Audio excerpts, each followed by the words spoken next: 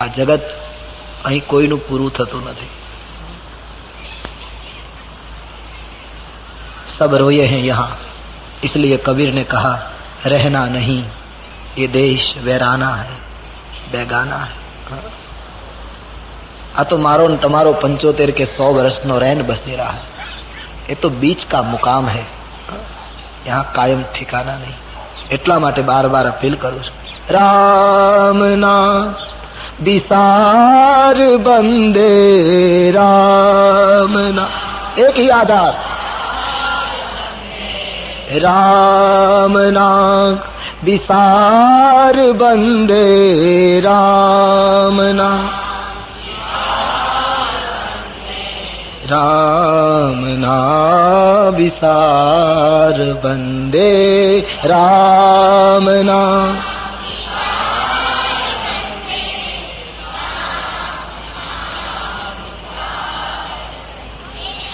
भूले राही सुनते जाना, झूठे जग में क्या भरमाना. भूले राही सुनते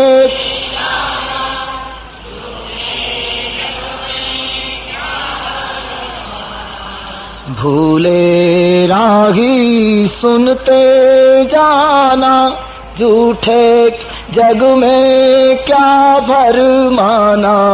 भूले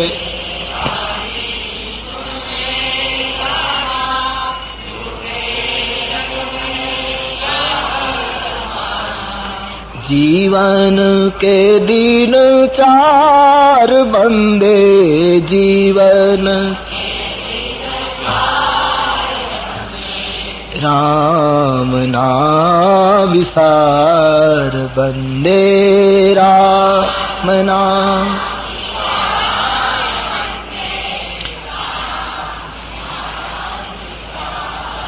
बंदे, राम नाम विसार बंदे, राम नाम विसार बंदे.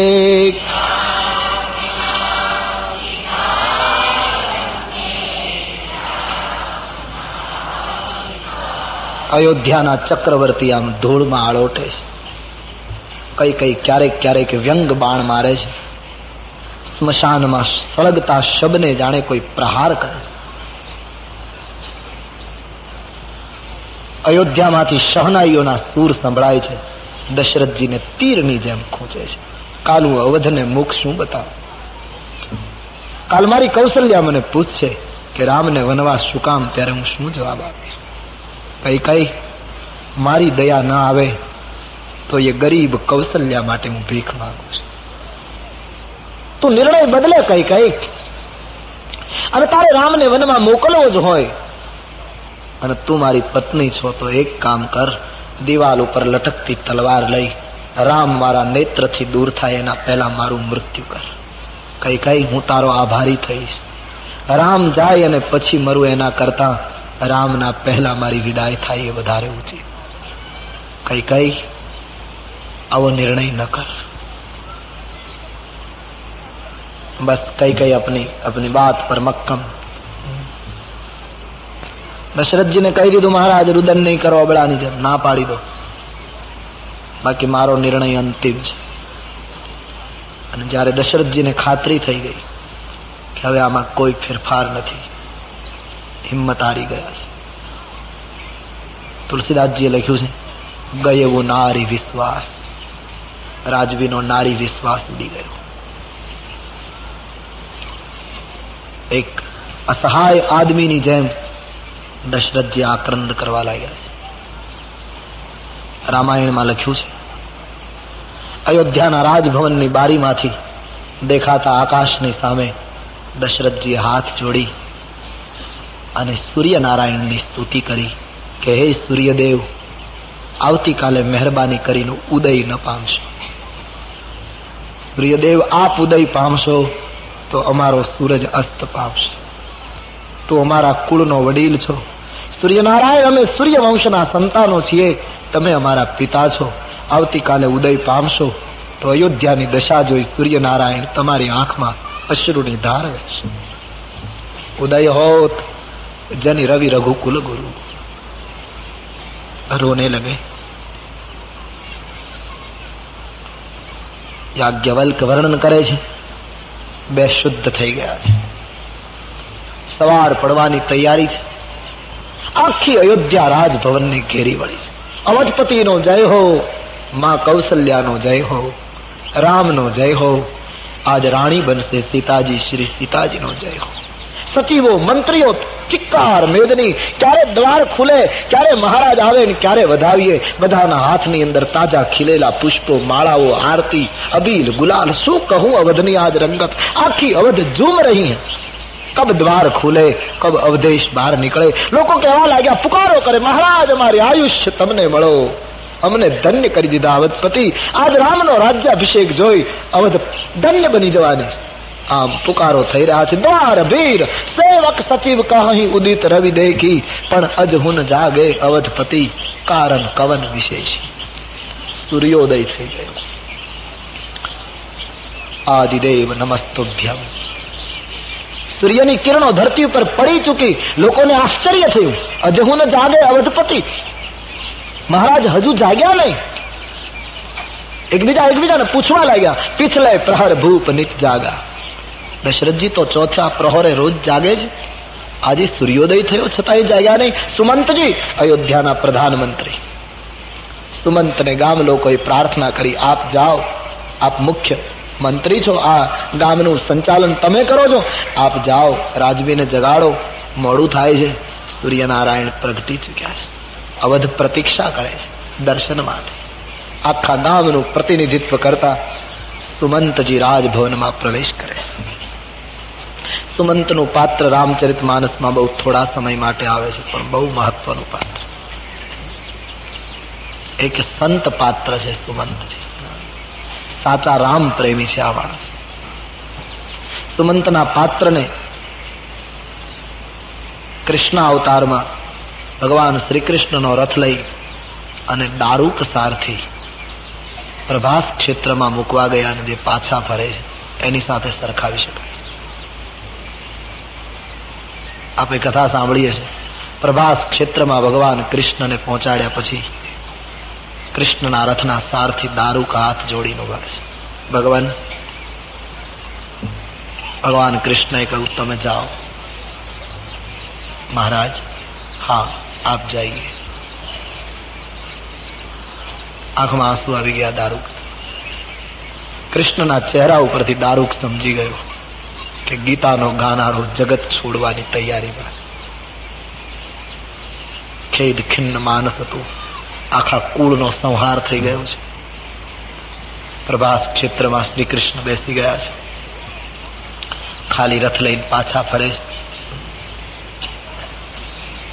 જુદી જુદી રીતે કથા આવે છે. ઉદ્ધવે પૂછ્યું છે, દારૂક શું થયું? અરે દારૂક રડી પડ્યા છે. મહારાજ, મને એમ લાગે છે પ્રભુ સ્વધામ ગમનની તૈયારીમાં. અને એ જે દારૂકની વેદના છે એ વેદના સુમંતમાં દેખાય છે. એક સાચા રામ પ્રેમીની વેદના છે. અને જેના જીવનમાં પ્રેમ હોય એ તો રડતા જ હોય. जिसको लगी है वो तो रोए हैं. जितने ही संत आप देखिए प्रेम मार्ग में गए हैं, सब रोए हैं. लागी लागी सब कहे, लागी होए सो रोई. हमको तो ऐसी लगी कि हमें शाम बताए कोई. निश दिन बरसत नैन हमारे, निश दिन बरसत नैन. सूरदास जी कहते हैं, जब से कृष्ण गोकुल छोड़ के गया तब से हमारे लिए वर्षा ऋतु के सिवा और कोई मौसम ही नहीं आई. सदा रहत बारिश ऋतु हम पर, जब से शाम सिधारे. निश दिन बरसत प्रभु नैन हमार, निश दिन बरसत नैन हमार. जिसको लगी है, मीरा को देखिए, हमारे नरसिंह को देखिए, तुकाराम को देखिए, जब चाहो बस रोता था तुकाराम। विठ्ठल विठ्ठल विठ्ठला, विठ्ठल विठ्ठल विठ्ठला। जब चाहो तुकाराम रोए हैं पंढरपुर में। विठ्ठल विठ्ठल विठ्ठला, विठ्ठल विठ्ठल विठ्ठला, माझा विठ्ठल पांडुरंगा, ओ माझा विठ्ठल पांडुरंगा, ओ विठ्ठल पांडुरंगा, ओ विठ्ठल पांडुरंगा। जय जय विठ्ठल विठ्ठल विठ्ठला, जय जय विठ्ठल। सब गाइए।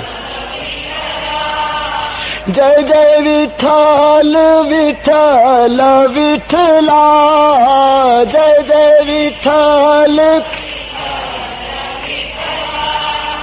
जय जय विठ्ठल विठ्ठल विठ्ठला, जय जय विठ्ठल विठ्ठल विठ्ठला, जय जय विठ्ठल विठ्ठल विठ्ठला, जय जय विठ्ठल विठ्ठल,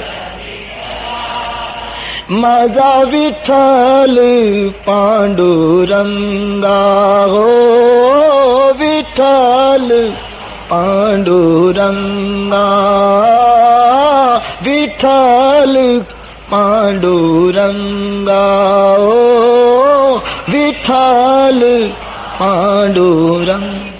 माझा विठ्ठल कहकर रोए हैं तुकाराम, मेरे तो गिरधर गोपाल कहकर रोई हैं मीरा।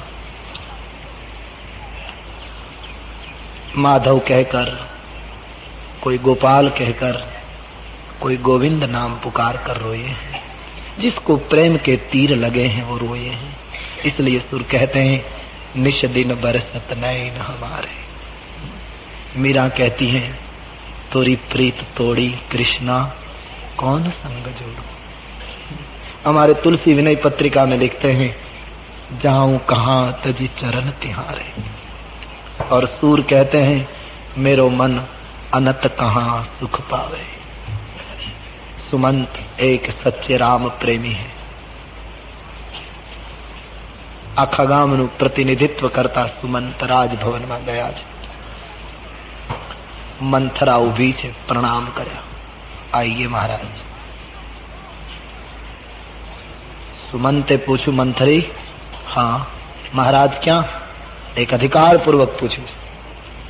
અદબ સાચવતી મંથરાએ કહ્યું મહારાજ અને રાણી બંને કોપ ભુવનમાં છે। કોપ ભુવન?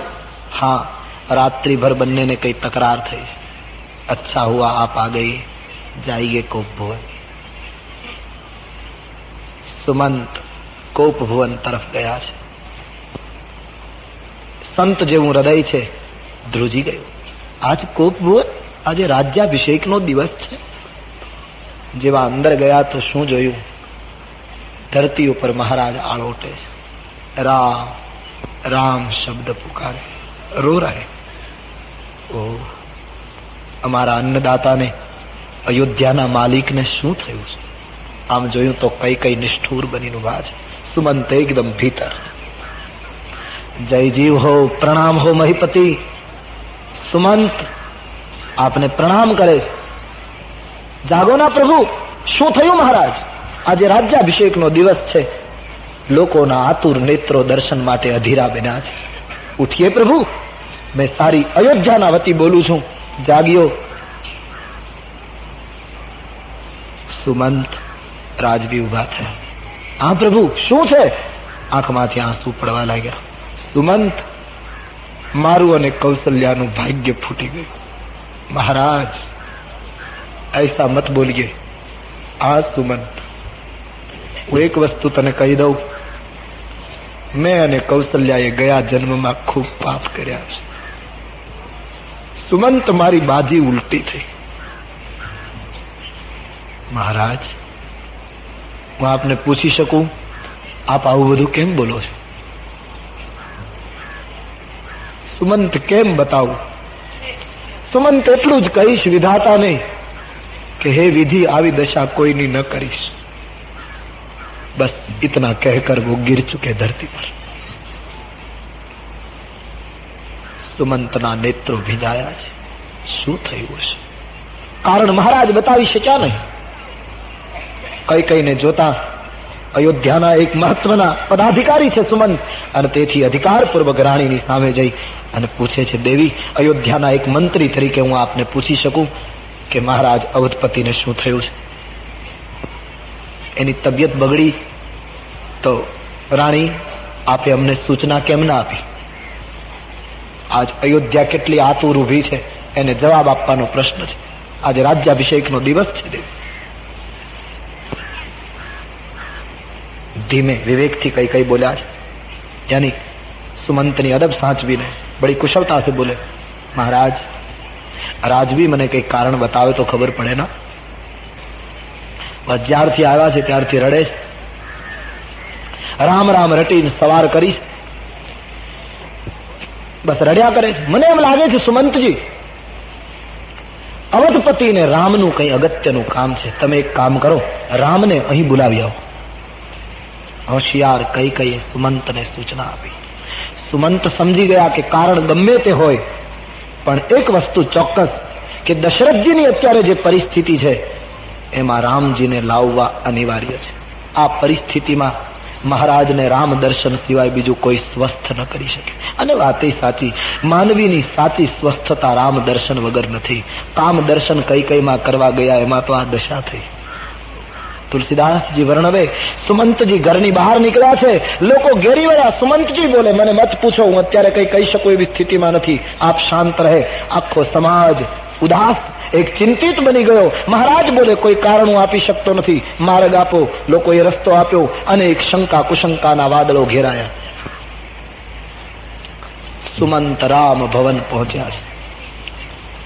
આજ રામજીને મહેલે કોઈ સેવકો નથી, બધાને છુટ્ટી છે. આજ ઉત્સવ છે.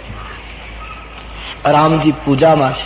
કોઈ દ્વાર પર આવ્યું એવું સમાચાર થતા સ્વયં સીતાજી દ્વાર ખોલવા ગયા છે. જનકની પુત્રી, શું મર્યાદા કહું.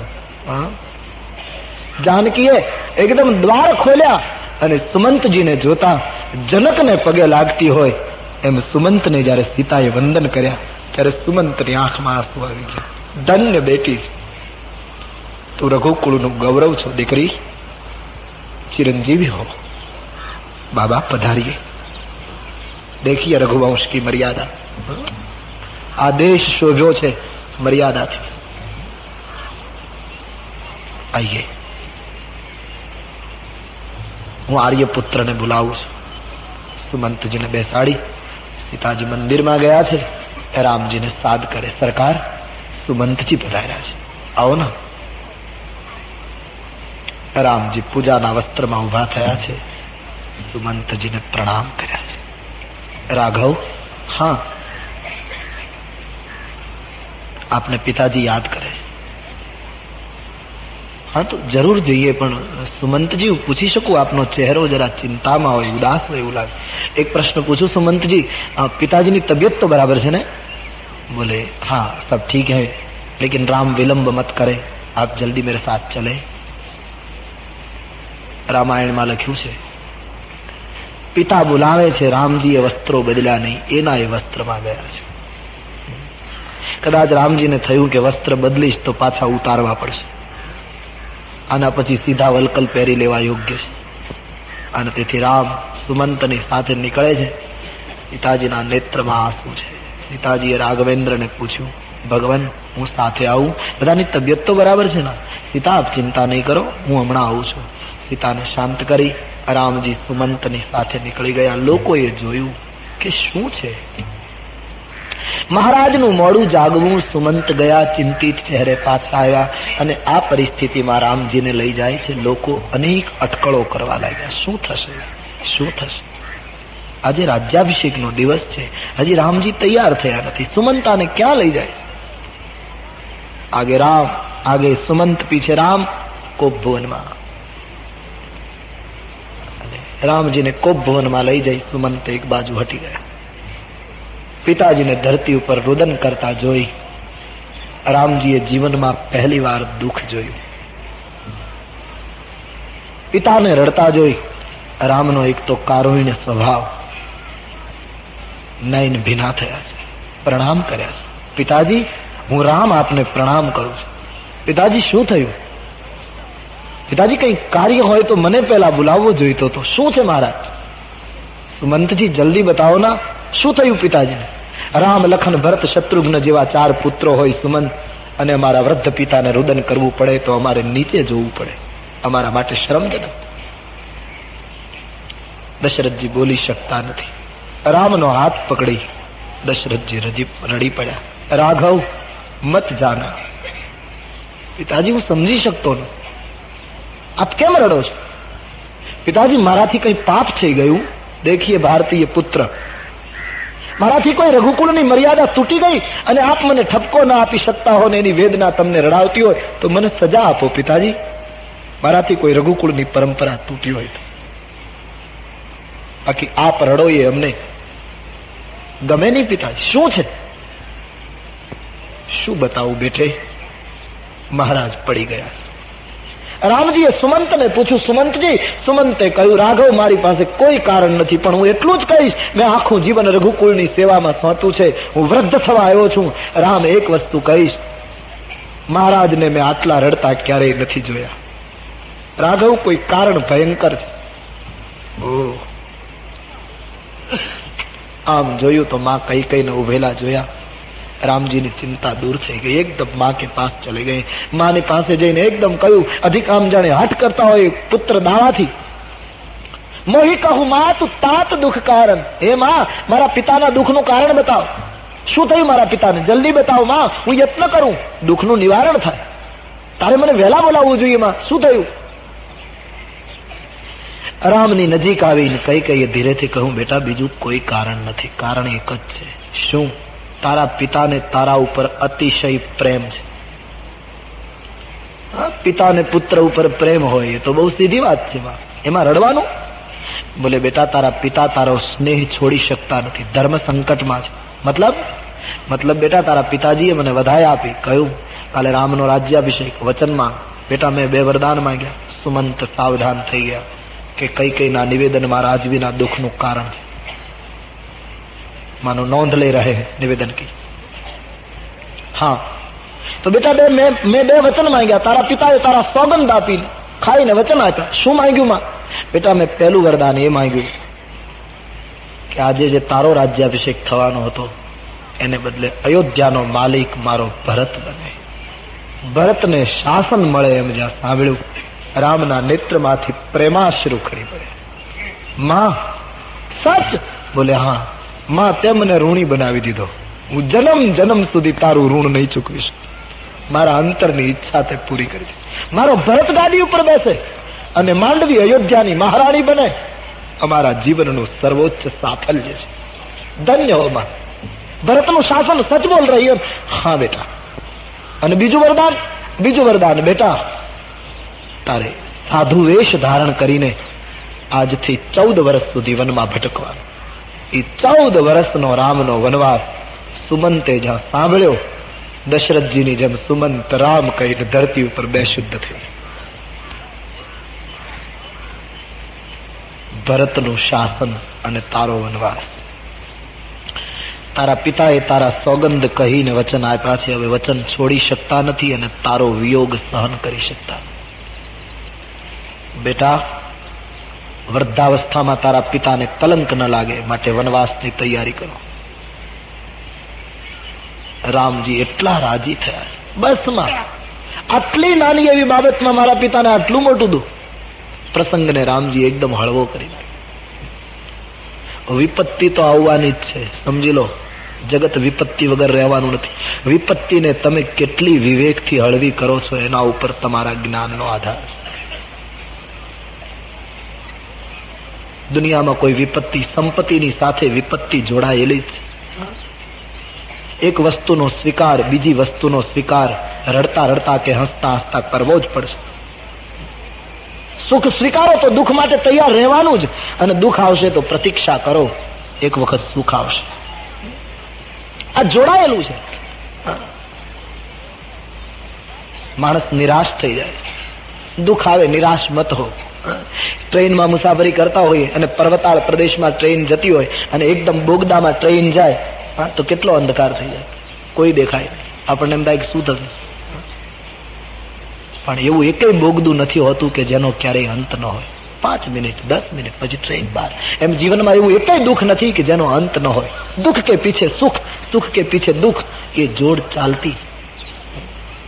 એકનો સ્વીકાર બીજાનો સ્વીકાર કરવો પડશે. હા, એક છે, કાં તો બંનેથી પર થાવ તો એક વાત જુદી. जिसको भारतीय उपनिषदों निर्द्वंद चेतना कहते, जैसे शंकराचार्य भगवान कहते न पुण्यम न पापम, न अब कोई पुण्य है न कोई पाप है,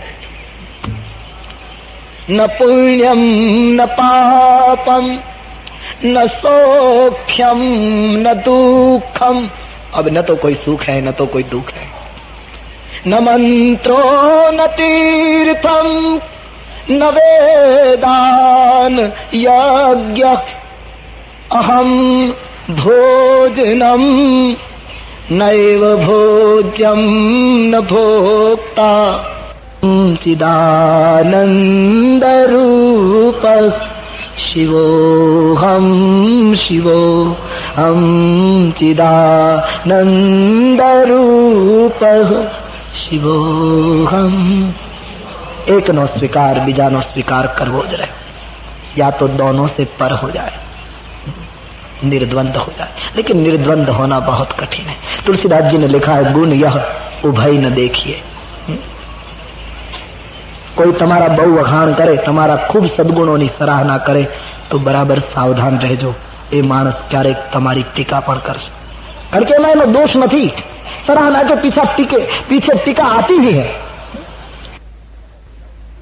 છેવટે લાગણીથી એમ કહેશે કે તમે આમ કરો છો એમ બરાબર નથી, પણ એ ક્યારેક ટીકા કરશે. અને કોઈ ટીકા કરે તો એની દયા ખાજો કે આને સત્ય સમજાશે ત્યારે મને પગે લાગવું પડશે. तुलसी कहे गुण ये छे, दोनों को नहीं देखना, न तो निंदा को न तो स्तुति को. गुण यह उभय न देखिए, दोनों को नहीं देखना. बड़ी कठिन स्थिति है दोनों को नहीं देखनी. कहने का मतलब एक नो स्वीकार बीजानो स्वीकार करवो पड़शे, छूटको नहीं. बस विवेक थी આવેલા સંજોગને હું ને તમે કેટલો હળવો કરી શકીએ છીએ એના ઉપર આપણા વિવેકનો આધાર છે.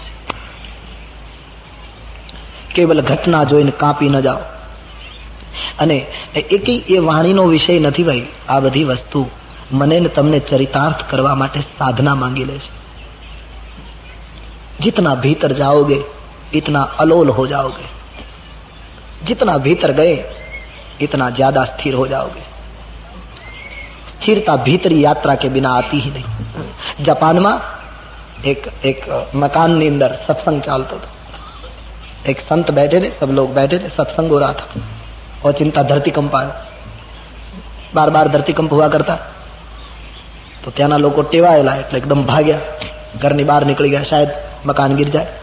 सब लोग दौड़ पड़े बाहर. एक महात्मा બેસી રહ્યા, બાકી બધા નીકળી ગયા. ગરદણી પણ નીકળી ગઈ. ભગવાનની કઈ દયા કે કઈ નુકસાન નહીં થયું. ધરતીકંપનો આંચકો બહુ ક્ષણિક હતો, થોડી વાર થઈ એટલે બધા પાછા આવ્યા. સત્સંગમાં બેઠેલા ક્યારે ભાગે એ બહુ નક્કી નહીં. થોડો આંચકો બગાડે. સંત બેઠે थे वैसे के वैसे. બધા આવ્યા. બધા લોકોએ સંતને પૂછ્યું, બાબા અમે તો રોજ અહીંયા રહેનારા, તમે તો બહારથી આવેલા, ધરતીકંપનો આંચકો લાગ્યો, અમે બધા ભાગ્યા, તમે કેમ બેસી રહ્યા? તમે કેમ ભાગ્યા નહીં? સંતે જવાબ ના આપ્યો. બીજી વાર કહ્યું, બાબા જવાબ આપો ના, આપ કેમ બેસી રહ્યા? ત્રીજી વાર પૂછ્યું. સંતે કહ્યું, સુનિए ભાઈઓ, ધરતીકંપનો આંચકો લાગે ત્યારે જગતમાં બધાને ભાગવું પડે છે. તમે પણ ભાગ્યા, હું પણ ભાગ્યો. અરે બોલે આપ કેવી વાત કરો, આપ તો ત્યાં બેઠા છો. બોલે નહીં, તમે ભાગ્યા, હું પણ ભાગ્યો, ફર્ક માત્ર દિશાનો હતો. તો તમે બહાર ભાગ્યા, હું અંદર ભાગ્યો. અને તમે જે જગ્યાએ ભાગીને ગયા ત્યાં ધરતી ફાટી હોત તો ત્યાં સલામત નહોતા, અને હું ભાગીને એવી જગ્યાએ ગયો કે હવે અંદર મને ધરતી કંપના આંચકાને કોઈ સ્થાન નથી. ચાહે જગત खत्म हो जाए मुझे कुछ, क्योंकि मैं तो चिदानंद रूप शिवोहम शिवोहम. भीतरी यात्रा के बिना अलोल स्थिति नहीं होती. जितना अंतर्मुख हुआ साधक, खूब स्मरण કરો, હરિનામનો જપ ખૂબ કરો. એક સ્થિતિ એની મેળાએ આવશે, તમે બધાની વચ્ચે એકલા થઈ જશો. તમારી ચારે બાજુ લોકો બોલતા હશે, ફિર ભી તુમ અકેલે હો જાઓગે. અને બધાની વચ્ચે એકલા થવાની કળા જયારે આવડે, बाद में तुम कहीं भी जाओ, तुम्हारी मस्ती बनी रहेगी. અને જો એ કળા હસ્તગત નહીં થઈ, साधना यानी स्मरण परिपक्व नहीं, तो हिमालय की तलेटी में बैठोगे तो भी अकेले होने के बाद भी तुम घिरे हुए हैं. विचारो તમને પકડી રાખે. તંદુરસ્ત માણસની વ્યાખ્યા શું? ડોક્ટરોને કહીએ તો એ તો જુદી વ્યાખ્યા આપે, કારણ કે આવી રીતનું શરીર હોય, આમ હોય, એ શારીરિક બાબત છે. પણ અંદરથી હું ને તમે તંદુરસ્ત છીએ એનું પ્રમાણપત્ર શું? બહુ સીધું સાદું પ્રમાણપત્ર આપું તો એ તંદુરસ્તીની નિશાની,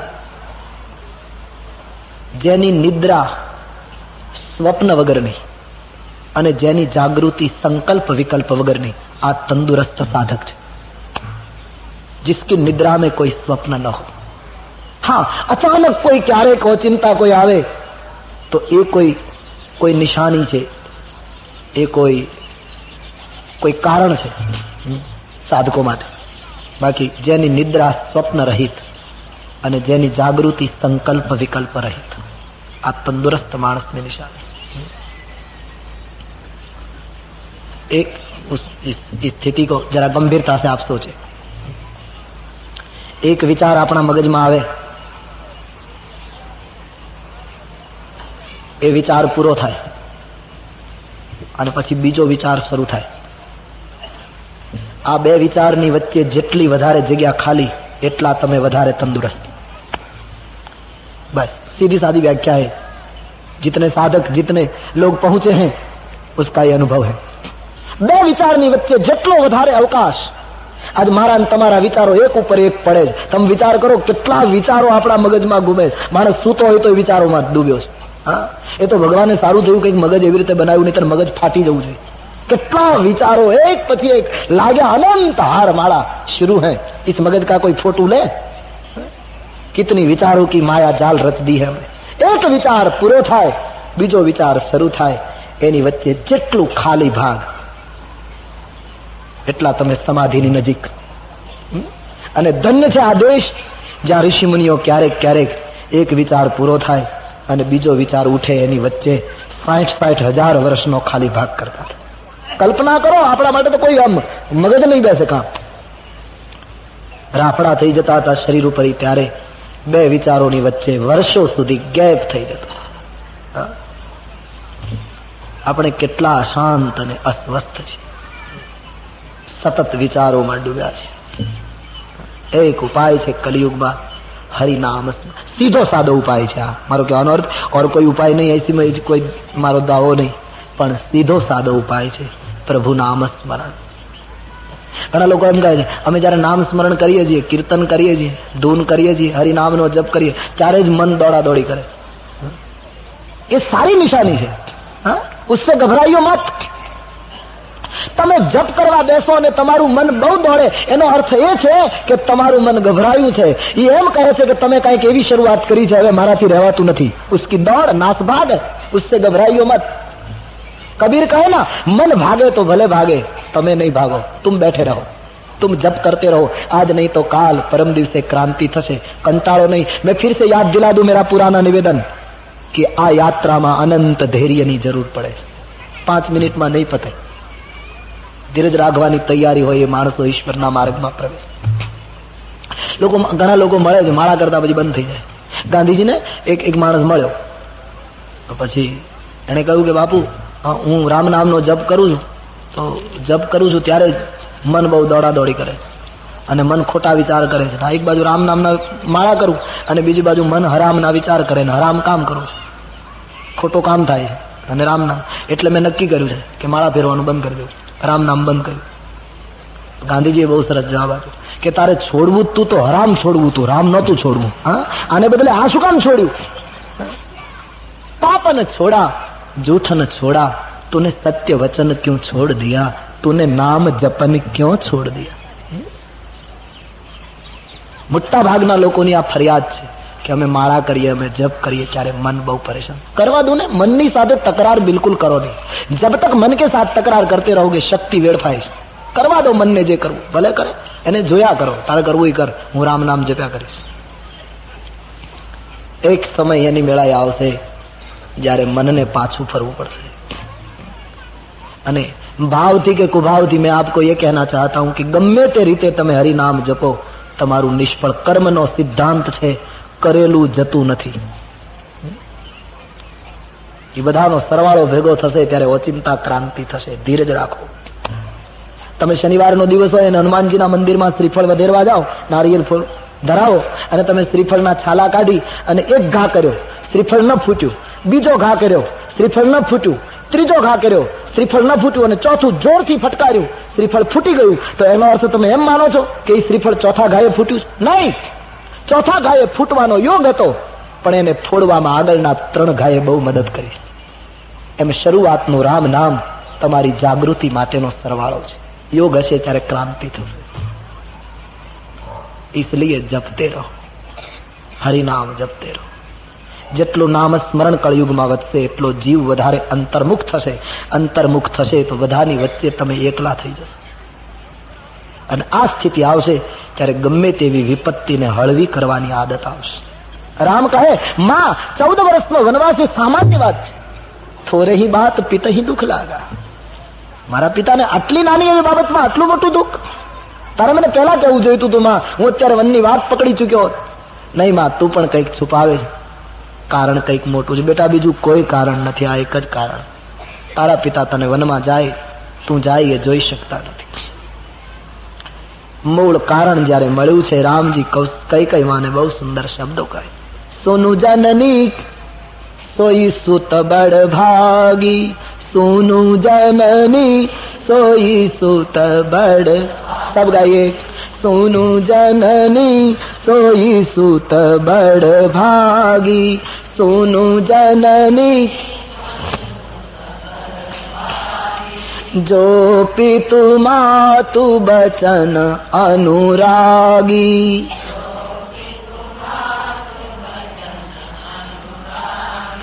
जो पितु मातु बचन अनुरागी,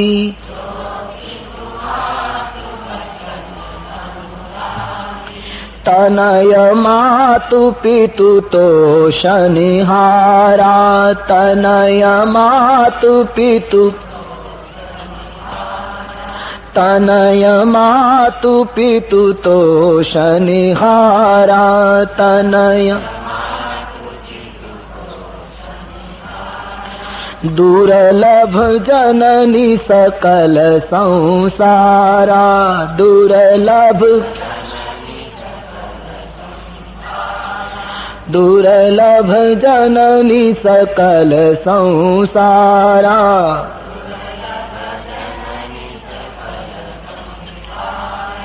माँ ए पुत्र तो बड़भागी છે. આજ રામજીએ પહેલી વાર કૈકેયીને જનની કહ્યા, જો કે સાહિત્ય દોષ કહેવાય. જનની શબ્દ આપણે જેના પેટથી જન્મ્યા હોઈએ એના માટે જ વાપરી શકાય. બીજી કોઈ પણ સ્ત્રી માટે માતા શબ્દ વાપરી શકાય, પણ જનેતા તો કેવલ જન્મદાતા જ ગણાય. તો રામજી કૌશલ્યાને જનની કહે એ ન્યાયી છે. કૈકેયીને આ જનની કહે, અને તે પણ 3 વાર. એનું કારણ છે, રામ કૈકેયી માને કહે કે માં, અત્યાર સુધી હું તને માતા કહેતો, પણ હવે જનની કહું છું. કારણ કે રઘુવંશના રામનો જન્મ કૌશલ્યાએ કર્યો, પણ આજ વનવાસની વાત કરીને રામ રાજ્યના રામનો જન્મ તે કર્યો. માં, તું મને વનવાસ ના આપે તો કોઈ દિવસ રામ રાજ્યનો રામ ન જન્મે. હું તો રઘુવંશનો રામ હતો, તે મને આજ વનવાસ આપીને રામ રાજ્યના રામના જન્મ આપ્યો છે, માટે તું મારી જનેતા છો. એમાં એ દીકરો બળભાગી છે, જે માતા પિતાના વચનનો અનુરાગી છે. એવો પુત્ર જગતમાં દુર્લભ હોય છે માં, જે માતા પિતાને સંતોષ આપે. અને માં, હું વનમાં જઈશ 14 વર્ષ તો મને કેટલા ફાયદા થશે. મુનિજન મિલન વિશેષ બન, મુનિઓની મુલાકાત થશે, સંતોનો સત્સંગ મળશે.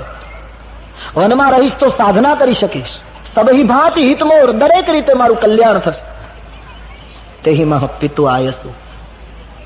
પહેલો ફાયદો સંતનો સંગ થશે, બીજો ફાયદો સાધના કરીશ, ત્રીજો ફાયદો દરેક રીતે મારું કલ્યાણ થશે વનમાં, ચોથો ફાયદો મેં મારા પિતાની આજ્ઞા પાળી ગણાશે, અને પાંચમો ફાયદો માં, જેમાં તારી સંમતિ હતી એવી આજ્ઞા પાળી ગણાશે.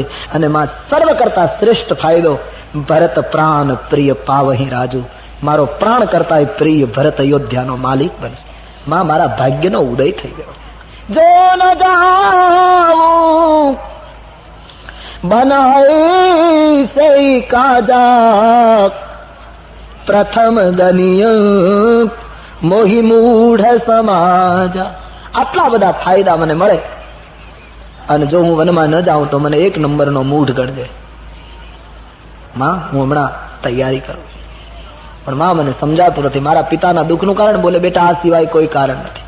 આખી માહિતી રામજીએ મેળવી લીધી. પિતાજીને વંદન કરીને કહ્યું, પિતાજી, હું હમણાં જ મારી માં કૌશલ્યાના આશીર્વાદ લઈ વનમાં જવાની તૈયારી કરું. મેં પાછો આપની પાસે આવું છું. આમ કહી સુમંતને મહારાજ દશરથજીને સંભાળવાની સૂચના આપી, અને રાઘવ દશરથજીને રડતા મૂકીને રાજભવનની બહાર નીકળી ગયા. બસ આખા નગરમાં વાત વ્યાપી ગઈ કે કઈ રામને વનવાસ આપ્યો. હાહાકાર મચી ગયો. દીપમાળાના દીપ બુજાયા. જે લોકોએ રાત્રિએ જાગીને રંગોળીઓ પૂરી હતી, એ લોકોના ધ્રુજતા પગલા એ રંગોળીઓ ભૂસી નાખી.